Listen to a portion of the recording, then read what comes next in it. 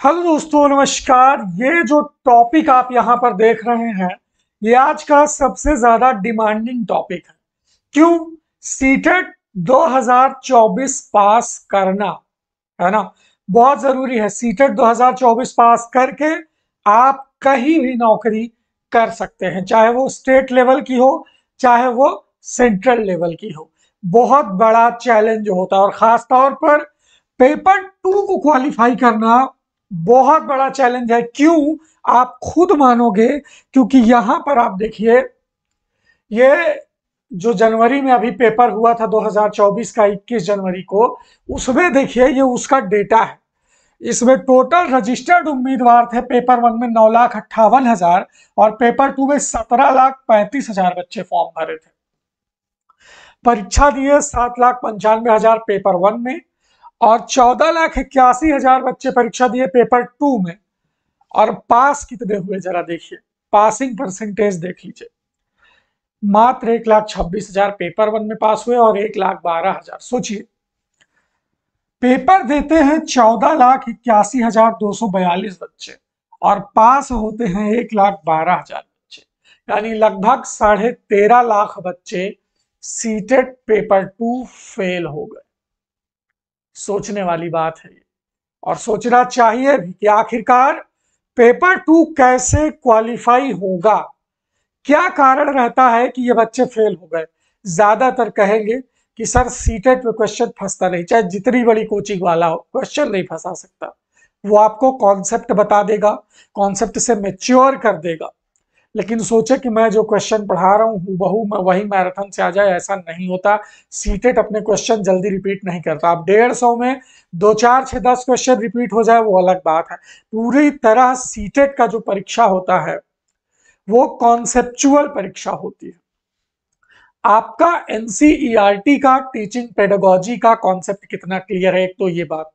दूसरा, time management. दोस्तों, जब आप परीक्षा भवन में पेपर देने बैठते हो, उस टाइम बहुत सारे बच्चों की, मतलब 90% से ज्यादा बच्चों की दिक्कत क्या होती है कि पेपर छूट जाता है। क्यों पेपर छूट जाता है? दिल पर हाथ रख के बताइएगा कि सीटेट की परीक्षा में समय कम पड़ता है कि नहीं कम पड़ता। आप बहुत अच्छे से ये जान जाएंगे, जो परीक्षा में बैठे हुए हैं वो जानते हैं कि लास्ट में, चाहे वो आपका एसएसटी वाला पोर्शन हो, चाहे वो आपका मैथ साइंस वाला पोर्शन हो, सारे सवालों को उस टाइम से आप टच नहीं कर सकते, क्योंकि लास्ट में 25-30 क्वेश्चन ऐसे ही टिक लगाना पड़ता है। एक ड्रॉबैक यहां हो जाता है एकदम, ये ध्रुव सत्य है। मैं भी बैठा हूं इस परीक्षा में, हालांकि हम लोगों ने 2-2, 3-3 बार क्वालिफाई किया 120-125 नंबर से। अब बात को समझिए कि दिक्कत आती कहां है और क्या दिक्कत आती है। ये देखिए, अगस्त में आपका सीटेट का फिर से पेपर होगा, और इस बार 20 लाख से ज्यादा फॉर्म भरे जाएंगे पेपर टू के लिए, ये जान लीजिए। 20 लाख से ज्यादा फॉर्म आएंगे पेपर टू के लिए। और इसका जो सिलेबस है, इसको अगर आप देखेंगे और क्या पढ़ना है क्या नहीं पढ़ना है बचा लेंगे, तो जाहिर सी बात है कि आप सीटेट क्वालिफाई कर लेंगे। बहुत ज्यादा कुछ नहीं करना है। देख लीजिए, 15 क्वेश्चन पेडागोजिकल इश्यूज है, देख लीजिए यहाँ पर, है ना। और इसके बाद पेपर सेकंड देख लीजिए, एलिमेंट्री स्टेज 6 टू, इससे देख लीजिए यहाँ पर चाइल्ड डेवलपमेंट एंड पेडागोजी। सबसे पहले तो चाइल्ड डेवलपमेंट एंड पेडागोजी, ये 30 नंबर का आता है।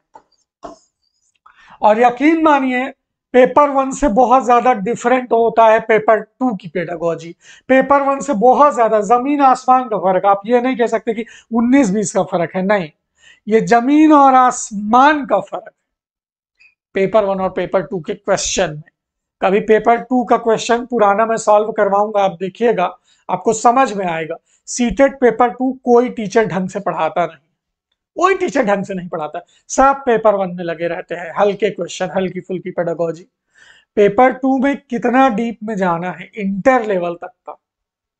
कक्षा 4 और 5 का एनसीईआरटी पढ़ लेने से, कक्षा 6-7 का एनसीईआरटी पढ़ लेने से नहीं क्लियर होगा। टीचर को भी डीप में जाना पड़ेगा, स्टूडेंट को भी डीप प्रैक्टिस करनी पड़ेगी, तब होगा। देखिए, कॉन्सेप्ट ऑफ डेवलपमेंट और रिलेशनशिप विद लर्निंग, ये तो प्राइमरी में भी है। Principles of the development of children, बच्चों के विकास के सिद्धांत क्या है। इन्फ्लुएंस ऑफ हेरिडिटी एनवायरनमेंट, इससे एक सवाल जरूर आता है कि भाई हमारे डेवलपमेंट में जो हमारा आनुवांशिकता है और जो हमारा पर्यावरण है, इससे 100% क्वेश्चन आता है, ठीक है। इसके बाद देखिए हेरिडिटी एनवायरनमेंट के बाद अगर हम बात करें तो सोशलाइजेशन प्रोसेस, यानी बच्चों में सामाजिकरण की प्रक्रिया कैसे चलती है, ये सब समझना पड़ेगा ना, कि जैसे जैसे बच्चे डेवलप होते हैं वैसे वैसे किस तरह से सोशलाइजेशन होता है ना।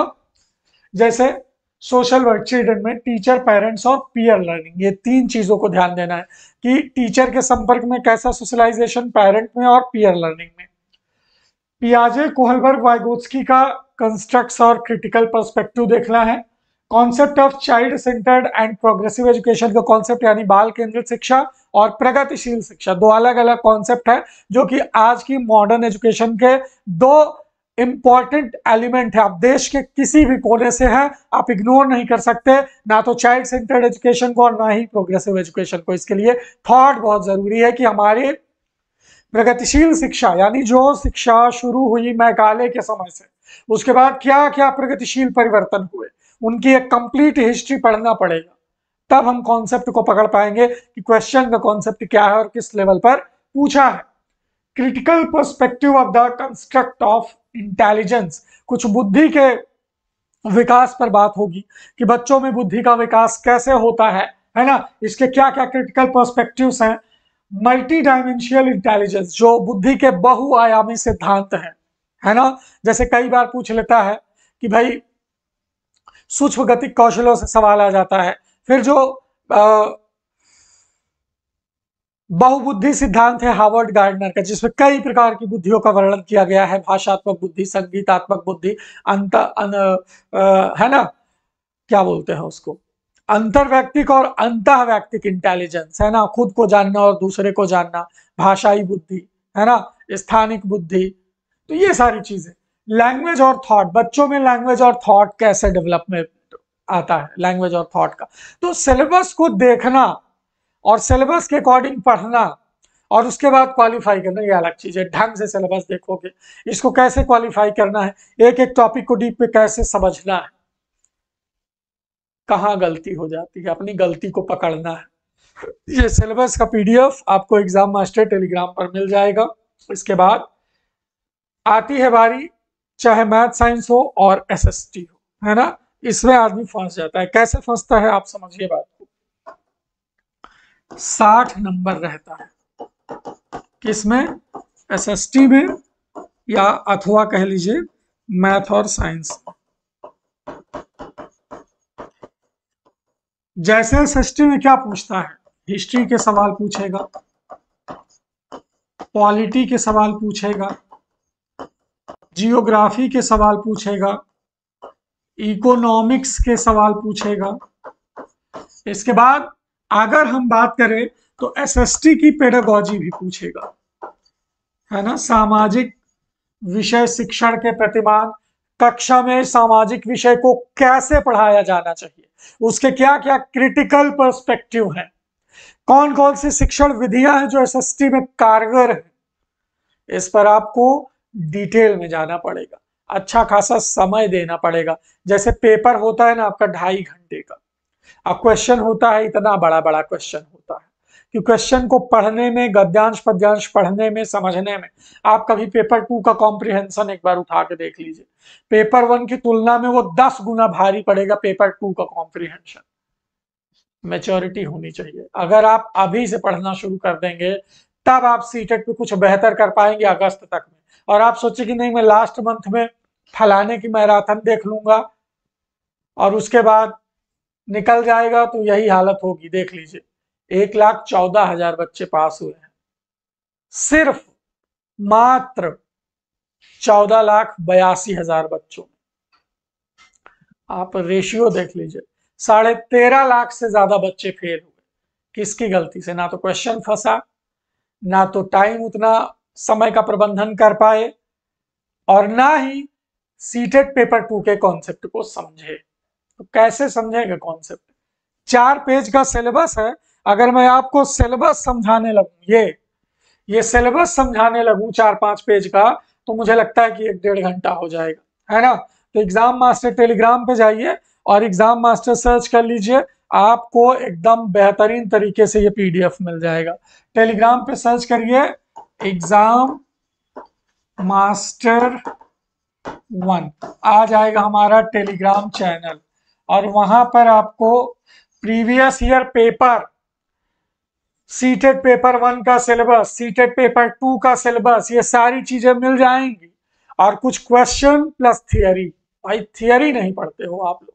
सबसे बड़ी जो कमी रह जाती है वो यही रह जाती कि आप लोग थियरी मिस कर देते हो। आप लोगों को लगता है कि हम लास्ट टाइम मैराथन देख लेंगे, हम प्रीवियस ईयर क्वेश्चन सॉल्व कर लेंगे, प्रैक्टिस सॉल्व कर लेंगे, हमारा हो जाएगा। बाद में कुछ नहीं होता है। आप चाहे 1000 प्रश्नों की प्रैक्टिस कर लो, जब तक थियरी नहीं पढ़ोगे तब तक क्लियर नहीं होगा। और सीटेट की कंप्लीट थियरी अगर पढ़नी, चाहे वो बाल विकास की हो, चाहे वो एसएसटी की पेडागोजी हो, चाहे जो भी हो, आपको हमारे एग्जाम मास्टर के 94 52 26 74 92 इस व्हाट्सएप नंबर से जुड़ना होगा।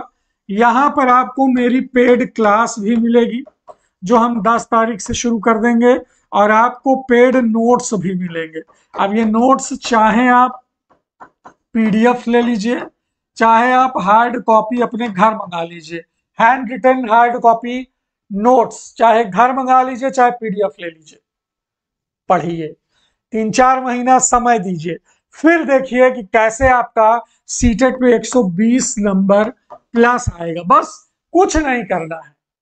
जो थियरी में पढ़ाऊंगा, पहले मैं आपको सिलेबस समझाऊंगा, फिर थियरी पढ़ाऊंगा, फिर पुराने क्वेश्चन सॉल्व कराऊंगा, फिर एनसीईआरटी से क्या क्या छांटना है ये बताऊंगा। आप खुद ही मैच्योर होते चले जाओगे, आप खुद ही चीजों को समझते चले जाओगे कि हाँ सर जो जो इंस्ट्रक्शन दे रहे हैं, अगर इन रूल्स को, इंस्ट्रक्शंस को हम सीरियसली फॉलो कर लें, जैसा कि अभी हमारे पास टाइम है, और इस टाइम को अगर 3-4 घंटे हम सही से उपयोग कर लें, तो कैसे नहीं निकलेगा सीटेट। और एक बार सीटेट निकल गया तो कैसे नहीं मिलेगी नौकरी, चाहे वो DSSB की हो, चाहे वो बीपीएससी की नौकरी हो, चाहे केंद्रीय विद्यालय संगठन की नौकरी हो, चाहे नवोदय की नौकरी हो, चाहे स्टेट लेवल का कोई सुपर टेट आए, सब में सीटेट से आप फॉर्म भर सकते हैं। तो सीटेट क्वालिफाई करना सबसे पहले जरूरी है। और यकीन मानिए 10 तारीख से हम इसकी क्लास शुरू करेंगे, डीप में पढ़ेंगे, हर एक कॉन्सेप्ट को समझेंगे, और उसके बाद time to time class attend करनी है आपको, टाइम टू टाइम थियरी पढ़ना है, ताकि जब प्रीवियस ईयर क्वेश्चन हम सॉल्व करें तो आप थियरी से को रिलेट कर पाओ कि हाँ यार ये थियरी सर ने पढ़ाई थी, यहां से आया है ये चीज।